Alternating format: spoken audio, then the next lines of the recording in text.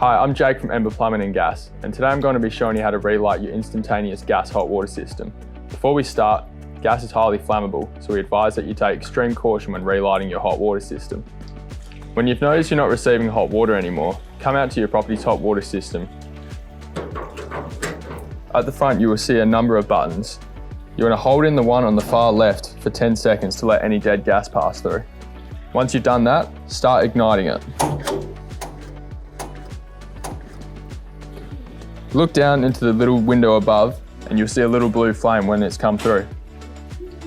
Once you see that, let go of that button on the far left and press the one directly next to it. And then your hot water system should be ready to go.